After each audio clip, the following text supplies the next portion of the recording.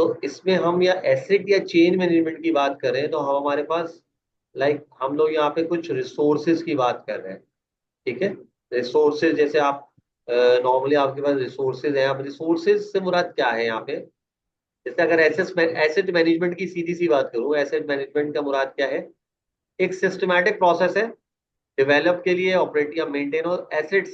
अब एसेट्स क्या होते हैं?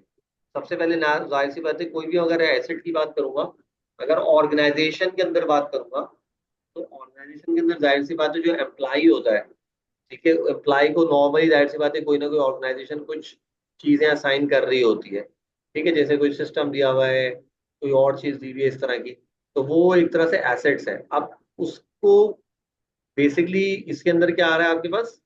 Systematic process of developing, operating, maintaining and selling the assets cost effectively. जाहिर सी बात है, आप अगर एक ऑर्गेनाइजेशन है, वहां पे 200 एम्प्लाई हैं, और उन्होंने 200 एम्प्लॉइज को, लेट सपोज मैं एग्जांपल ले रहा हूँ, 200 एम्प्लॉइज को उन्होंने क्या दिया हुआ है? सिस्टम दिए हुए हैं। अब उसका रिकॉर्ड रखना भी बेसिकली एक एक पूरी एक जॉब है। वो जो एसेट्स हैं वो कहाँ यूटिलाइज हो रहे हैं, वो रिसोर्सेज कहाँ यूटिलाइज हो रहे हैं, और सेकंड चीज के वो किसके नाम पे, किस एम्प्लॉय, मतलब किसी एम्प्लॉय के नाम पे चल रहा होगा ना जैसे। ठीक है। जी। तो उसका पूरा ट्रैक करना भी, ये सारी चीजें आपके पास आ गई एसेट मैनेजमेंट में। अच्छा, अब एक चीज, दो चीजें, एक है एसेट मैनेजमेंट और एक चीज है चेन मैनेजमेंट। ये थोड़ा सा दो अलग चीज है।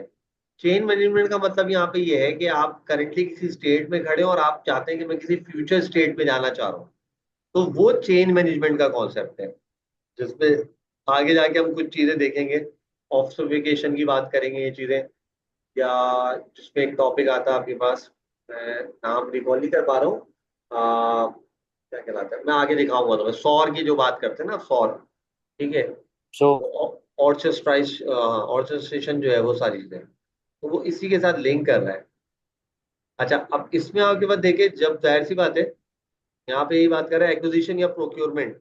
नॉर्मली आप जब कोई भी इशू करा रहे होते हैं, कोई भी एम्प्लॉय कोई चीज इशू करा रहा होता है, तो प्रॉपरली उसका पूरा जो है वो एक्विजिशन फॉर्म होता है, जिसमें पूरी डिटेलिंग लिखी होती है कि भाई इस एम्प्लॉय को ये चीज दी जा रही है इस टाइम पीरियड के ऊपर। ठीक है। तो वो चीज आ गई एक्विजिशन या प्रोक्योरमेंट में, यानी पूरा keeping the track of that particular thing. अच्छा, उसमें दो चीजें, मोबाइल डिप्लॉयमेंट मॉडल में तीन मॉडल आ जाते हैं, जिसमें आपके पास आ गया ब्रिंग योर ओन डिवाइस। ठीक है, ये तीन मॉडल है आपके पास। पहला है आपके पास ब्रिंग योर ओन डिवाइस। मैं इसमें आगे थोड़ा सा जाना चाहूंगा, जैसे यहाँ पे मोबाइल एसेट के तीन डिप्लॉयमेंट मॉडल्स हैं। ठीक है। पहला मॉडल है BYOD, जिसको आप कहते हैं bring your own device. Normally जैसे अभी करंटली मैं यूनिवर्सिटी में जिस सिनेरियो में काम कर रहा हूँ, bring your own device, university ने मुझे कोई लैपटॉप नहीं दिया हुआ, मैं वहां पे अपने गैजेट्स लेके जाता हूँ, उनको यूज कर रहा हूँ, और उसी के ऊपर नॉर्मली जो अपने जो प्लेटफॉर्म्स हैं, यूनिवर्सिटी के जो गेजेटेड जो प्लेटफॉर्म्स हैं, उनको यूज कर रहा हूँ। लेकिन नॉर्मली मुझे वहां से कोई सिस्टम इशू नहीं हुआ हुआ। ठीक है ना। सही। और 50% एम्प्लॉय के साथ यही है कि हर कोई अपना लैपटॉप लेके आता है। ठीक है। अपना पावर बैंक लेके आता है, चार्ज बैंक लेके आता है, और उसी से काम करता है। ऑल दो कि मैं उस पर सारे प्रोफेशनल काम कर रहा हूँ। ठीक है, यानी मेरा जो CMS है वो सारा इस पे काम कर रहा हूँ। तो that is a bring your own device scenario. ठीक है। अच्छा, इसमें अब फायदा क्या है? नॉर्मली एम्प्लॉयर के लिए कॉस्ट इफेक्टिव होता है, ठीक है ना जी, क्योंकि एम्प्लॉयर को कोई उसके ऊपर कॉस्ट इन्वॉल्व नहीं करनी पड़ी, कोई कोई उसके ऊपर कोई इन्वेंट्री नहीं मैनेज कर रहा हो, कुछ सारी चीजें, तो ये कॉस्ट इफेक्टिव होती है। लेकिन इसका ड्रॉबैक क्या है? दूसरे एंड पे ड्रॉबैक, या आप सबसे पहले नीचे देख लें, reduce control over the security and device management. जाहिर सी भाई, तो मेरा सिस्टम है, मैंने इसमें अपना अकाउंट क्रिएट किया हुआ है। ठीक है जी। जी। जिसका कोई लॉग शॉक जो है सिस्टम के पास नहीं आ रहा होगा, कोई मेरी जो है बेसिकली यूनिवर्सिटी का कोई मेरा इससे कोई लेन देन नहीं है, मैं तो उसको पर्सनल अपने सिस्टम को लॉग इन करता हूँ अपने यूजर प्रोफाइल से, और जो भी काम करता हूँ वो करके चला जाता हूँ। तो पीछे जाहिर सी बात है, मेरे इसके अंदर से सिक्योरिटी जो है वो क्या हो रही है, यहाँ पे रिड्यूस हो रही है, कंट्रोल ओवर सिक्योरिटी रिड्यूस्ड हो रही है। ठीक है ना, ये इसका ड्रॉबैक है। दूसरा जो आप कहते हैं, जिसको आप कहते हैं cope, corporate own personally enabled, इसमें क्या हो रहा है, जाहिर सी बात है कंपनी ने आपको कोई सिस्टम दिया हुआ है, और आप जो है उसको यूज कर रहे हैं। तो इसमें इसमें जो सबसे बड़ा इसका एम्प्लाई है कि इसका फायदा क्या है, मतलब इसका मतलब एडवांटेज देखेंगे अगर, तो क्या है, ग्रेटर कंट्रोल ओवर सिक्योरिटी है, जाहिर सी बात है सिस्टम मुझे दिया हुआ है, ठीक है ना। तो मैं जाहिर सी बात है उसमें सिर्फ ऑफिशियल ऐप्स खोलूंगा, ठीक है, कोशिश करूंगा कोई पर्सनल जो है ऐप्स या पर्सनल डेटा को एक्सेस ना कर सकूं टॉप के अंदर। लेकिन अगर ड्रॉबैक देखा जाए था एम्प्लॉयर पॉइंट ऑफ व्यू, तो हायर इनिशियल इन्वेस्टमेंट है। जाहिर सी बात है 200 लोगों को 200 कंप्यूटर देना एक बड़ा काम है, ठीक है। अच्छा, अब इसमें दूसरा एक सिनेरियो ये भी है कि टॉप के अंदर क्या है भाई, या तो ये है कि उसके पास दोनों, जैसे दोनों भी हो सकती है, दो डिवाइसेस कैरी करके जाए, एक वो ऑफिस के लिए काम करे और एक वो अपने पर्सनल के लिए करे, तो ये भी एक जी। पॉसिबिलिटी है, ठीक है। तो दो डिवाइसेस कैरी करके जाना पड़ेगा उसको, एक में वो अपने पर्सनल काम करेगा और एक के अंदर वो अपने ऑफिशियल, सॉरी, ऑफिशियल वर्क है उसको परफॉर्म करेगा। अच्छा, तीसरा जो मॉडल है deployment, that is called choose your own device. यहाँ पे यानी एम्प्लॉई के पास जो है वो एक तरह का क्या है, आपके पास एक लेवरेज दे दिया उन्होंने कि भाई ये आपकी अपनी चॉइस है, ठीक है ना, चूज योर ओन डिवाइस। यानी it's a balance between employee choice and organisation control, ठीक है ना। तो इसमें ये है कि ये आपकी अपनी चॉइस है ना, यानी ये किसी के ऊपर इम्पोज नहीं किया हुआ है। इट डिपेंड्स ऑन कि अगर आपको कंपनी ने जो है वो अपना दोनों चीज़ें अवेलेबल की हुई हैं, अगर आप चाहें तो उसमें से सिस्टम भी यूज़ कर सकते हैं ऑफिस का, या चाहें तो अपना जो है वो सिनेरियो में अपना जो अपना पर्सनल है यूज़ भी कर सकते हैं। लेकिन इसमें अगेन वही प्रॉब्लम आ रहा है, इसका जो ड्रॉबैक है वो in terms of initial cost and potential privacy. यानी जाहिर सी बात है ऑर्गेनाइजेशन ने जो आपको सिस्टम अरेंज किया हुआ है ना, तो उसके जी। लिए तो इनिशियल कॉस्ट बियर करना पड़ेगी ऑर्गेनाइजेशन को। ऑल्दो आप यूज नहीं कर रहे, लेकिन ऑर्गेनाइजेशन ने क्या किया हुआ है, उसको अरेंज किया हुआ है, तो उसको तो वो सारी रिक्वेजिशन और करना पड़ा ना काम, लाइक उसने। जी। तो ये चीज है। और हो सकता है कि इसमें जाहिर सी बात है कुछ पोटेंशियल प्राइवेसी कंसर्न्स भी हो आपके पास, ठीक है। अब इसमें हमारे पास यही है कि what is the right model selecting. अब इसमें आप जाहिर सी बात है अगर आप यही देखेंगे, अगर एक राइट मॉडल क्या है, आप सिनेरियो देखेंगे कि क्या है, ऑर्गेनाइजेशन की नीड्स देखेंगे, ठीक है। यानी आप नीड देखेंगे कि क्या सिनेरियो है, बजट कंस्ट्रेंट भी देखेंगे, और इसके अलावा risk appetite of your organization. अच्छा, it depend on organization to organization. जैसे अगर आप किसी बैंक में काम कर रहे हैं भाई, ठीक है, तो जाहिर सी बात है वहां पे सिनेरियो अलग होगा। और अगर आप किसी आईटी ऑर्गेनाइजेशन में काम कर रहे हैं तो वहां पे सिनेरियो अलग होगा। और लेट्स सपोज आप जैसे मेरी तरह एकेडमिया में काम कर रहे हैं यूनिवर्सिटी के अंदर, तो वहां पर इसका सिनेरियो अलग होगा, ठीक है। तो that depends on scenario to scenario. फिर वही वाली बात, बजट आप ये भी देखेंगे, ठीक है। फिर ये भी देखेंगे, अब देखो ना जहां पे, अब जैसे अगर मैं आखिरी वर्ड जो रिस्क एपिटाइट, रिस्क एपिटाइट से मुराद जाहिर सी बात है, मुझे पता है यार बैंकिंग की जो एप्स होती हैं they are more, they need more security concerns, ठीक है ना। तो इसलिए मैं वहां पे शायद रिस्क ना लूं अपने पर्सनल सिस्टम को यूज करने का, ठीक है ना। लेकिन अगर अगर मैं जैसे यूनिवर्सिटी के अंदर होता हूँ तो इतना बड़ा कोई इशू नहीं है, ठीक है। मैं अपने पर्सनल लैपटॉप में यूनिवर्सिटी की वेबसाइट खोलता हूँ, और उसके अलावा जो हमारा एलएमएस है, लर्निंग मैनेजमेंट सिस्टम, उसके ऊपर भी कर रहा होता हूँ काम। तो वो डिपेंड मैं कि ये डिपेंड करना है, जाहिर सी बात है खुद ही हर बंदे को, कि भाई यहाँ पे क्या, कौन सा मॉडल डिप्लॉय करना बेहतर है, ब्रिंग योर ओन डिवाइस या चूज योर ओन डिवाइस या corporate own personally enabled com, ठीक है। ये बंदा खुद डिसाइड कर सकता है। यानी अगर जैसे मेरे जैसा बंदा नॉर्मली हो, तो अगर वो किसी बैंकिंग एनवायरनमेंट में काम करेगा, तो मैं तो कभी भी अपना पर्सनल लैपटॉप यूज ना करूं, ठीक है, हम्म। क्योंकि कुछ कंसर्न हो सकते हैं, ठीक है। तो ये भी इशू है। लास्ट से मेरा एक एक्सपीरियंस ये, मैं एक बंदे को यही साइबर सिक्योरिटी पढ़ाता था। तो नॉर्मली वो बंदा था ओमान के अंदर, ओमान में जॉब करता था वो, ये पुरानी बात बता रहा हूँ 2021 की। तो वो मैं उनसे कहता था कि यार ये सॉफ्टवेयर आप अपने पास इंस्टॉल कर लें, तो वो हमेशा मादत कर लेते थे, कहते नहीं नहीं सर मैं नहीं कर सकता, मैं नहीं कर सकता। तो एक दिन मैं थोड़ा सा गुस्से में था एक तरह से, मैंने उनको बोला यार तुमने काम वाम नहीं करना है क्या, हर वक्त कहते रहो, तो मतलब मैं खुद को थोड़ी पढ़ाने के लिए कह रहा हूँ यार, ये आपकी अपनी बेटरमेंट के लिए। तो उन्होंने फिर अपना पॉइंट ही दिया कि सर मेरे पास असल में कोरोना चल रहा था उस जमाने में, उन्होंने बोला सर मेरे हम्म, पास कंपनी का लैपटॉप है इस वक्त, तो मैं कोई भी इसमें जो है ना पर्सनली चीजें इंस्टॉल नहीं कर सकता, लाइक वाई शार्क है या एनमैप है, इस तरह की चीजें ना। तो मुझे उस दिन रियलाइज हुआ कि वो क्यों मना कर रहे हैं। तो ये भी एक सिनेरियो होता है ना, वो चूज योर ओन डिवाइस वाला, कि वो जी जाहिर सी बात सर। है उसमें ट्रैकिंग सॉफ्टवेयर चल रहे हैं, अनेबल्ड है, तो उनको पता चल जाएगा कि पर्सनल यूज के लिए यूज हो रहा है। ये भी एक जी। सिनेरियो होता है। अच्छा, अब इसमें यही चीज है कि एसेट मॉनिटरिंग। अच्छा, अब वही वाली बात करें। अब ये वाला काम तो हो गया कि आपने मॉडल डिप्लॉय कर दिया, आइदर यू आर यूजिंग कौन सा जो भी आप मॉडल लेना चाह रहे हैं, bring your own device, corporate own personally, या चूज योर ओन डिवाइस, कोई भी मॉडल डिप्लॉय करें। अब बात यहाँ पे हो रही है मॉनिटरिंग और ट्रैकिंग की। ठीक है, कि आप उसकी मॉनिटरिंग या ट्रैकिंग कैसे कर रहे हैं। ठीक है ना। अब जैसे ये कह रहे हैं कि ensures the monitoring and tracking of assets. जाहिर सी बात है, जब आप उसको, अगर किसी एम्प्लॉय को सिस्टम दिया हुआ है, रिसोर्स को, उसको हार्डवेयर रिसोर्सेज या सॉफ्टवेयर रिसोर्सेज दिए हुए हैं, तो उसको आपको ट्रैकिंग करनी पड़ेगी। तो अच्छा, अब इसमें सबसे पहले एसेट मॉनिटरिंग में क्या चीज आ रही है, maintaining N inventory with specification, location and assign users. That is very important. Anyway, आप इन्वेंट्री मैनेज करेंगे, ठीक है ना, कि इस यूजर को कितने बजे क्या सिस्टम दिया था, उसके साथ क्या स्पेसिफिकेशन थी, ठीक है, लोकेशन क्या है, मार्क करेंगे, और नॉर्मली इसमें कितने यूजर अकाउंट क्रिएट किए हैं, सारी चीजें। ठीक है। इसी तरह से वही वाली बात, एसेट ट्रैकिंग। ठीक है, आपने मॉनिटर तो करना, आप ट्रैक भी कर रहे हैं, involving the location, status and conditions of asset using specialised software and tracking technologies. ठीक है ना। तो उसको आप ट्रैक भी करेंगे कि भाई उस जो भी एसेट है उसको वो कैसे यूज कर रहा है जो एम्प्लॉई है। ठीक है।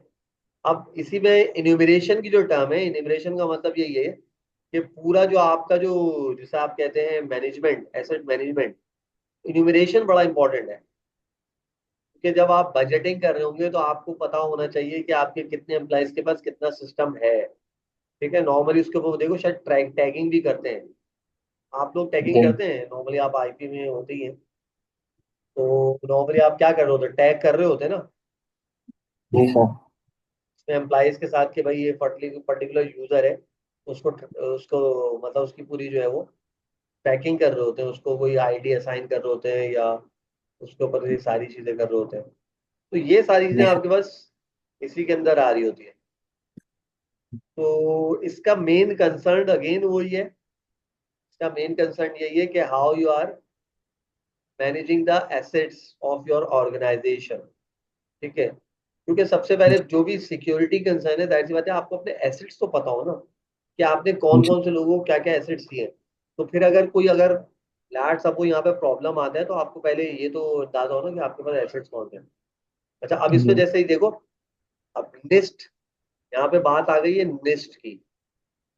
निस्ट में अगर आप जाएंगे, 800 के अंदर 18 गाइडलाइन फॉर मीडिया सैनिटाइजेशन मौजूद है, कि किस तरह से आप अपनी जो है वो एसेट्स को जो है वो डिस्पोजेबल या डिकम्पोज कर सकते हैं, मीडिया सैनिटाइजेशन से रिगार्डिंग चीजें। तो ये लिस्ट में मौजूद है आपके पास, कि सैनिटाइज कैसे करेंगे आप। ठीक है। अच्छा, सैनिटाइज से मुराद यहाँ पे क्लियर है ना, सैनिटाइज का मतलब क्या होता है। जी। जी सर। मतलब एक तरह से उसको कहते हैं वाइप आउट करना डेटा, आप जैसे कह सकते हैं। जी। ठीक है। अच्छा, अभी मैं जैसे, अगर एक चीज में शायद नॉलेज हो, जब हम जब हम एक कोई इंसिडेंट हो जाता है, जब कोई इंसिडेंट हो जाता है, कोई बग आ गया, कोई कोई एक्टिविटी हो गई, कोई मलिशियस एक्टिविटी हो गई, तो वहां पे जब हम उसको, अगला टॉपिक हमारा यही है, जब हम उसको वहां पे क्या कर रहे होते हैं, जब उसकी डिजिटल फॉरेंसिक्स कर रहे होते हैं। ठीक है। जी। डिजिटल फॉरेंसिक्स का मतलब है कि हम उसको इन्वेस्टिगेट कर रहे हैं, इंसिडेंट को इन्वेस्टिगेट कर रहे हैं, कि भाई ये किस वजह से हुआ। दैट इज वेरी इंपॉर्टेंट ना। जी। देखो, एक इंसिडेंट हो गया, लेकिन जाहिर सी बात है, कोई ये कोई घरेलू काम तो है नहीं कि आपने कहा हो गया तो कोई बात नहीं, या जिसमें पाकिस्तानी अप्रोच कहती है, पाकिस्तानी कहते हैं ना भाई अल्लाह की रजा थी हो गया। लेकिन अल्लाह की रजा तो था, लेकिन मेरे भाई इसके पीछे कुछ कुछ कॉन्सिक्वेंसेज होंगे। आपको एज अ आईटी उसको क्या करना पड़ेगा, देखना पड़ेगा कि क्या मसले थे जिसकी वजह से ये इशू क्रिएट हुआ। अच्छा, अब वो कहते हैं ना, मतलब कहते हैं कि वो अब इसका करना क्या।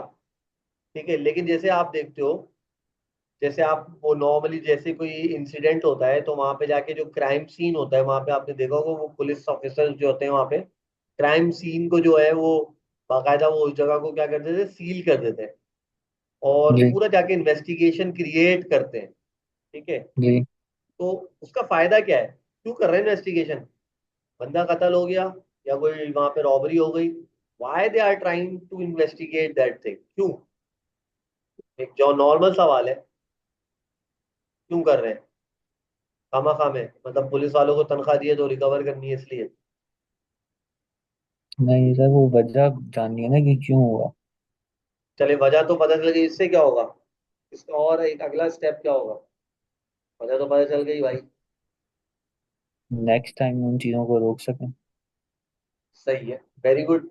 मेनली इसका यही टारगेट है कि अगली दफा इस तरह का कोई इंसिडेंट होने से हम बचना चाहें। ठीक है जी, ठीक है।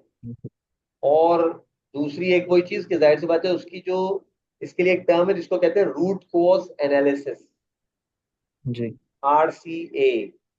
रूट कॉज एनालिसिस का मतलब है कि आप उसकी रूट कॉज को इन्वेस्टिगेट करेंगे कि भाई ये इवेंट हुआ क्या, कोर्ट की वजह से हुआ, किसी AUC, उसको आप कहते हैं acceptable user policy, acceptance user policy AUC, यानी डूज एंड डोंट्स। AUC का मतलब पता है ना, आगे शायद इसमें होगा या हमने, AUC for acceptance user policy, यानी these are the do's and don'ts which normally user को फेस करने होते हैं, कि यूजर को ये पता हो कि भाई ये काम करने से ये होगा।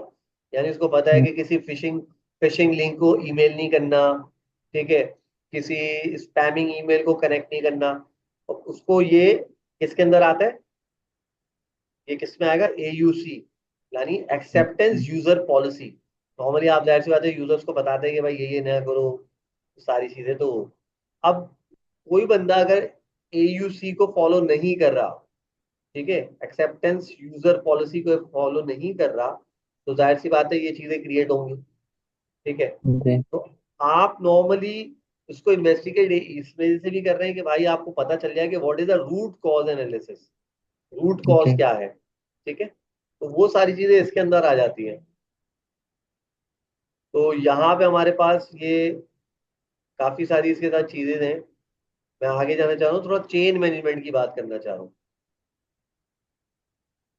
अच्छा, चेन मैनेजमेंट के अंदर हम यही कह रहे हैं कि ऑर्चेस्ट जो ऑर्चेस्ट्रेट स्ट्रैटेजी है, यानी देखो, अब आपके पास चेन मैनेजमेंट का मतलब है नॉर्मली जितनी भी एप्स होती है वो कुछ जगह पे बड़ी, इसका कहते हैं ना कि प्रोएक्टिवली काम कर रही होती है नॉर्मली। ठीक है, तो वहां अच्छा, अब आपके पास देखो, इसमें और मैं एक चीज ऐड करूं, जैसे आपके पास आ गई है AI बेस्ड एप्स। ठीक है, हम्म, अब बहुत सारी चीजें नॉर्मली यूजर पर्सपेक्टिव से नहीं चल रही होती, यानी मैं कह सकता हूँ यहाँ पे AI का रोल काफी इंपॉर्टेंट आ गया है। ठीक है, यानी अब नॉर्मली इसमें आपने ऐसे कोड भी चलाए हुए हैं जो खुद से अपनी डिसीजन मेकिंग कर रहे हैं, दे आर लाइक जी कंडीशनल बेस्ड, यानी वो फिक्स नहीं होंगे, दे आर कंडीशनल बेस्ड कि भाई यूं हो तो यूं हो जाए। तो यहाँ पे जाहिर सी बात है हम बात करते हैं चेंज मैनेजमेंट की, कि जी change is essential but requires precision planning और स्ट्रक्चर्ड अप्रोच चाहिए उसकी। जी। ठीक है ना, तो ये चीजें हैं। लेकिन इसमें एक प्रॉब्लम जो आ रहा है चेंज मैनेजमेंट में, प्रॉब्लम ये है कि भाई सबसे पहले जो चैलेंजिंग है नॉर्मली, जो है ये क्या कह रहा है, unplanned and poorly coordinated changes can lead to a. अब आपका स्ट्रक्चर्ड कोड जो है, आपने कोई ऐसा सॉफ्टवेयर बनाया है, उसका जो स्ट्रक्चर्ड है वो इतना वो नहीं है कि वो नॉर्मली चेंजेस को मैनेज कर सके। तो सबसे पहले तो यही मसला है कि आप जो एप्लीकेशन बना रहे हैं, क्या वो एप्लीकेशन इतनी रोबोस्ट है कि वो चैलेंजेस, सॉरी, चेंज को एक्सेप्ट कर ले। ठीक है, again this hmm, is a question कि आपने जो भी जो अब आपने कोई एप्लीकेशन बनाई है, ठीक है, AI बेस्ड, ठीक है, कि भाई अगर हम्म, word आ जाए तो ये डिटेक्ट करके ये बता देना, लेकिन वो एप्लीकेशन जो है उसका जो डेवलपिंग वाली साइड है वो उतनी स्ट्रांग है कि वो उन कीवर्ड्स को पकड़ के और वो बाकायदा चेंज कर सके चीजों को। तो ये एक बहुत बड़ा इशू है, हर कोई तो नहीं डेवलप कर सकता ना यार। एक टॉप टीयर एप्लीकेशन नॉर्मली हर छोटी ऑर्गेनाइजेशन तो नहीं करती, चलो कोई बड़ी ऑर्गेनाइजेशन होगी वो कर देगी। तो यहाँ पे ये हम्म, एक बड़ा मसला है, चैलेंजेस है। ठीक है, तो यहाँ पे यही क्या कह रहे हैं, existing process become disturbed by changes impacting the efficiency. अब जाहिर सी बात है, अगर कोई लोड बैलेंसर की ऐप है, ठीक है, लोड बैलेंसिंग ऐप है, कोई इस तरह की ऐप है जो मैनेज कर रही है, पीछे सर्वर्स को मैनेज कर रही है, तो वहां पे जो आपके पास चेंजेस होंगी वो फिर उसकी एफिशिएंसी को भी इम्पैक्ट कर रही होंगी। ठीक है ना। जी। तो ये भी एक, अब आप खुद कितने रोबोस्ट है कि इन चीजों का एक्सेप्ट वाले मोड में है कि नहीं है, तो भाई वो उसकी एफिशिएंसी को भी तो हिट कर रही होगी। ठीक है, तो ये सारी चीजें भी हम्म, है। अच्छा, इसमें एक जो वर्ड आ रहा है जो काफी सुनने को मिलेगा आपको, उसको होता है चेन अप्रूवल एंड असेसमेंट। इसका मतलब हम्म, क्या है कि जो भी चेंजेस हैं it must be approved and assessed. ये ट्रायल एंड एरर बेस के ऊपर काम नहीं करेंगी रन टाइम पे। ये पहले से हम्म, जो चेंजेस हैं वो अप्रूव्ड होनी चाहिए और असेस्ड होनी चाहिए। ठीक है, तो ये चेंज अप्रूवल या असेसमेंट जो आप कह रहे होते ना, तो नॉर्मली आप अपनी जो हायर मैनेजमेंट है उससे ये चीज अप्रूव करा लेंगे कि भाई मैंने ये चेंजेस किए। और ये सिर्फ सर्टन पीपल्स को नहीं पता होगा, जितनी भी हायर नॉर्मली मैनेजमेंट है उसको ये चीज नॉलेज में होनी चाहिए कि ये changes must be approved and assessed. ठीक है। अच्छा, अब इसके लिए आप यही कह रहे हैं कि यहाँ पे क्या होगा, चेंज एडवाइजरी बोर्ड जिसको कह रहे हैं, board of body of representative from various part of organization that is responsible for evaluation on the propose changes. हम्म, क्या मतलब है इसका, क्या क्या मतलब। और आपने बोर्ड में अप्रूव किया, आपने बोर्ड के अंदर कहा कि भाई मैं ये एक बैलेंस, मैं एक सर्वर साइट है इसको ये करना चाह रहा हूँ, अप करना चाह रहा हूँ, डाउन करना चाह रहा हूँ, जो भी है। आपने ये हम्म, चेंजेस अपने एडवाइजरी बोर्ड के सामने रखा। अब एडवाइजरी बोर्ड में ऑब्वियसली तरीका तो यही होता है कि जो उसमें जो आईटी डायरेक्टर होगा या बड़े बड़े लोग होंगे जो इस सिनेरियो से गुजर के गए होंगे। ऐसा जी। तो नहीं है ना भाई, जैसे हमारे भी जो बोर्ड ऑफ एडवाइजरी, अब मैं एक टीचर हूँ, एक नॉर्मल सा टीचर हूँ, लेकिन हमारे एडवाइजरी बोर्ड्स में बहुत बड़े बड़े एसोसिएट लेवल के प्रोफेसर हैं। लाइक वो भी किसी हम्म, जमाने में लेक्चरर या असिस्टेंट प्रोफेसर होते होंगे। तो जब हम हम्म, कोई टॉपिक लेके जाते हैं कि सर हम बच्चों को ये पढ़ाना चाह रहे हैं, ये, तो हम्म, वो पूरी सारी चीजें उसकी ना खंगालते हैं कि भाई ये टॉपिक है, ये इस ईयर में पढ़ाना चाह रहा हूँ, इस स्टूडेंट को पढ़ाना चाह रहा हूँ, इनका स्टूडेंट्स का पर्सपेक्टिव ये है, पहले वो ये सब्जेक्ट्स पढ़ चुके हैं। ये सारी चीजें मैं अपनी एडवाइजरी बोर्ड के सामने लेके जाता हूँ। तो वो इसको क्या करते हैं, इवेल्युएट करते हैं। बिकॉज जाहिर सी बात है, मैं इतना सीनियर लाइक उस पोजीशन पे नहीं हूँ एडवाइजरी बोर्ड में कि I can take the whole whole decision, मैं खुद ही अकेला डिसीजन लूँ कि नहीं भाई मैं जो है मैं एआई पढ़ा देता हूँ और इसमें ये पढ़ा दूंगा, नहीं। मुझे वो चीजें प्रपोज जो चेंजेस है वो अपने बोर्ड ऑफ के सामने लेके जानी पड़ेंगी, और ऑब्वियसली वो उसको क्या करेंगे, अप्रूव और डिसअप्रूव, और इट कैन बी कि वो उसमें कुछ चेंजेस भी बोलेंगे। अगर अप्रूव जी। करेंगे तो बोलेंगे भाई ये चीजें कर लो। ठीक है, इसमें ये चेंजेस के बाद योर चेंजेस इज अप्रूव। तो जी। बट इसके लिए मुझे क्या करना पड़ेगा, एडवाइजरी बोर्ड के सामने लेके जाना पड़ेगा इन चीजों को, खुद से मैं कुछ नहीं कर जी। सकता। तो यही सारी चीजें कि नॉर्मली ये नॉर्मली जो चेन एडवाइजरी बोर्ड में कौन कौन लोग होते हैं, ठीक है, कौन कौन लोग होते हैं ज्यादातर, हम्म, ज्यादातर ज्यादातर इसमें जो है वो एडवाइजरी बोर्ड्स में नॉर्मली स्टेक होल्डर्स ही होते हैं नॉर्मली। हम्म, कोई कंसल्टेंट होता है, ठीक है, कोई कंसल्टेंट हम्म, होता है, जैसे आईटी में भी आपके पास जो होगा ना, आपके पास कोई वेंडर भी होगा, कोई कोई इसमें सर्विस प्रोवाइडर भी होगा। तो नॉर्मली, अच्छा, बोर्ड का मतलब ये होता है कि group of different domains people. जी। ठीक है, उसमें सिर्फ एक ही तरह के लोग नहीं होते। ठीक है, हम्म, जैसे हमारा जो एडवाइजरी बोर्ड है उसमें आईटी के कंसल्टेंट्स भी होते हैं। ठीक है, उसके हम्म, अंदर उसमें नॉर्मली, अच्छा, उसमें कोई ऐसा बंदा भी होता है जो लीगल ऑब्लिगेशंस को ही देख रहा होता है। ठीक है, जी। उसके अलावा उसकी जो आईटी का बंदा भी है, लीगल ऑब्लिगेशंस को देखने वाला भी, एचआर का बंदा भी होता है। ठीक है। जी और नॉर्मली इसको कहते हैं सब्जेक्ट एक्सपर्ट्स भी होते हैं नॉर्मली। जी जैसे अगर मैं कोई साइबर सिक्योरिटी का कोर्स लेके जा रहा हूँ तो नॉर्मली इसी डोमेन का कोई बहुत टॉप टियर किस्म का बंदा भी मौजूद होगा। ठीक है। जी तो सेम लाइकवाइज बोर्ड के अंदर डिफरेंट डोमेन्स के लोग होते हैं, लाइक माइंडेड पीपल नहीं होते सारे। क्योंकि लाइक जी माइंडेड होंगे तो अगर सारे के सारे टीचर हैं खाली, तो वो उसके अंदर कोई मतलब आईटी का पर्सपेक्टिव नहीं देख सकते। ठीक है ना। मेरा पॉइंट समझ में आ रहा है। जी जी जैसे हमारे साथ ये बहुत दफा हुआ है, हम लोग कोई कोर्स सजेस्ट करते हैं, सर एआई हम पढ़ाते हैं, तो वहां पे एक आईटी का बंदा बैठा होता है, बोलते हैं नहीं नहीं नहीं सर ये नहीं करें, आप इस पे ये वाला टूल पढ़ाएं, आप इसके अंदर ये हम्म, करें, क्योंकि ये इस वक्त करंट मार्केट की नीड है। क्योंकि जाहिर सी बात हम्म, है वो करंट मार्केट की नीड्स को भी देख रहा होता है। ठीक है। इसी तरह से हमारे पास कुछ एचआर के लोग भी होते हैं।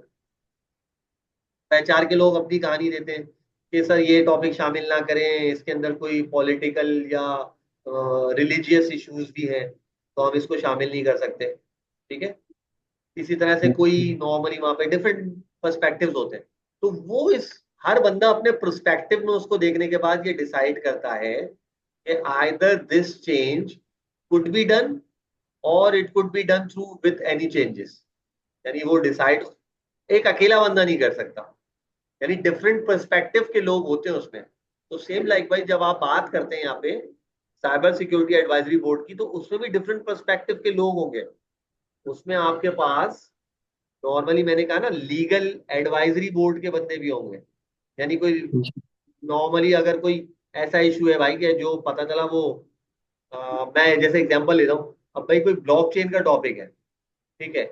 लेट्स सपोज मैं कहता हूँ ब्लॉकचेन मुस्लिम ममालिक के अंदर बैन है, मैं एग्जांपल ले रहा हूँ। अब जी आप जब ब्लॉकचेन यहाँ पे पाकिस्तान में पढ़ाने शुरू करेंगे तो आपको बहुत सारे लोग आपको रिस्ट्रिक्ट करेंगे कि भाई ये टॉपिक आप पढ़ा रहे हैं तो दीन से अलग है, ब्ला ब्ला ब्ला। ओके। तो ये उनका पर्सपेक्टिव है। इसी तरह हो सकता है वहां पे कोई जो है वो कोई फाइनेंशियल बैंकिंग का बंदा बैठा हो, तो वो वहां पे अपना कोई एक इनपुट देगा कि भाई ये पढ़ाने से लोगों में ये चीज क्रिएट हो सकती है, वो इंटरेस्ट की तरफ जा सकते हैं। ठीक है। ब्ला ब्ला ब्ला। तो बेसिकली पॉइंट ये कि आप कोई भी चेंजेस जो है वो बोर्ड के थ्रू अप्रूव कराएंगे। जब आप सारे लोग इसको अप्रूव कर देंगे तो वो आपकी चीज क्या है, अप्रूव्ड काउंट होगी। ठीक है। यानी चार लोग अगर बोर्ड पे बैठे हैं तो चारों का मुतफिक होना जरूरी है। अगर कोई उनमें से एक भी बंदा जो है वो मिस मतलब उसकी अपनी रिजर्वेशन है, ठीक है, तो वो वहां पे कोई ना कोई अपना फीडबैक या कंसर्न एड्रेस कर सकता है। Gate my point. देखो यहाँ पे लिखा हुआ है ना, जो भी जो वो अपना फीडबैक या अपना कंसर्न एड्रेस कर सकता है बाकी तीन लोगों के आगे। ऐसा नहीं वो बोलेगा नहीं नहीं तीन सही कह रहे हैं, तो मैं क्यों बोलूं। ठीक है जी। तो ये भी एक इशू है, क्योंकि नॉर्मली जो भी चेंजेस होती हैं वो आपके पास देखो। अब इसमें हमने एक चीज पढ़ी थी, बिजनेस इम्पैक्ट एनालिसिस। ठीक है। अच्छा वहां पे जाहिर सी बात है कोई अगर आईटी का बंदा है तो वहां पे कोई बिजनेस डेवलपमेंट साइड का बंदा भी होगा, जो ये बताएगा कि यार ये सॉफ्टवेयर मैं रन करूंगा तो इससे बिजनेस एप्लीकेशंस के ऊपर कितना इम्पैक्ट पड़ेगा। तो वो ये सारी चीजें भी डिस्कस करेगा। तो ऑल इन ऑल हमारे पास जो एडवाइजरी बोर्ड है इसमें ये है। अच्छा अभी हम जहाँ से कह रहे हैं फाइव चेंज मैनेजमेंट में preparation for the change, creating a vision for the change, implementing the change. अब ये पांच फेजेस है चेंज मैनेजमेंट के। ठीक है। जिसमें सबसे पहले मैं बाकी सबको छोड़ के सबसे पहले आ रहा हूँ इम्प्लीमेंटिंग द चेंज। इम्प्लीमेंटिंग का चेंज का मतलब क्या है, what are your action plan. ठीक है। तो उसमें सबसे पहले आप क्या करेंगे, नॉर्मली आप ट्रेनिंग करवाएंगे नीचे जितने भी आपके एम्प्लॉई हैं। ठीक है। अब आप कोई ब्लॉकचेन के ऊपर कोई मॉडल बना रहे हैं, अब आपको तो पता है लेकिन नीचे जो एम्प्लॉई हैं उनको तो नहीं पता, तो आप सबसे पहले वहां पे एक ट्रेनिंग रखेंगे। ठीक है। और जाहिर सी बात है उसमें क्या करेंगे, रीस्ट्रक्चरिंग करेंगे। जो भी आपका जो करंट स्टेटस है उसके अंदर रिस्ट्रक्चर करोगे और उसमें कोई न्यू टूल्स को अडॉप्ट करोगे। क्लियर है चीज। तो चेंज ऐसे ही नहीं हो जाएगा। इम्प्लीमेंट करने के लिए आपको ये तीन एक्शन लेने पड़ेंगे, ट्रेनिंग, रिस्ट्रक्चरिंग और इंट्रोड्यूसिंग द न्यू टूल्स। ठीक है, तो इसमें आपको अपने जो स्टेक होल्डर्स हैं उनके साथ कंटिन्यूस कम्युनिकेशन में रहना पड़ेगा। और मैंने इसमें कहा कि सबसे मुश्किल काम है किसी की तनकीद बर्दाश्त करना। सुफियान साहब, ऐसा होता है कि नहीं होता? जी। अगर मैं कोई आईटी का मैनेजर हूँ, तो मुझे तनकीद कर दे यार ऐसे नहीं होता, मुझे 2 मिनट के लिए बुरा लगेगा। ठीक है, कि यार मैं मतलब मुझे नहीं पता क्या। लेकिन कंसर्न्स को डिस्कस करना, ओपन टू फीडबैक, ये एक एक हेल्दी एनवायरनमेंट का एक बहुत बड़ा साइन है। नॉर्मली हर जगह ऐसा नहीं होता। ठीक है ना? आपके ऑर्गेनाइजेशन में होता है कि नहीं होता है? जी। मतलब यहाँ पे बुरा मान जाता है बंदा कि नहीं मैं यार, नहीं जाना। हर कोई मतलब ओपनली डिस्कस करता है इन चीजों को। जी। सही है, तो that is a good sign. एक हेल्दी एनवायरनमेंट है यहाँ पे, हर कोई डिस्कस कर रहा है। अदरवाइज मैंने ऐसी जगह भी जॉब की है जहाँ पे सेठ बॉस है, तो बंदा बोलता ही नहीं है कि छोड़ो यार बॉस को बुरा ना लग जाए। ठीक है, खामा खामे जो है ना लिख के देने पड़ जाएंगे।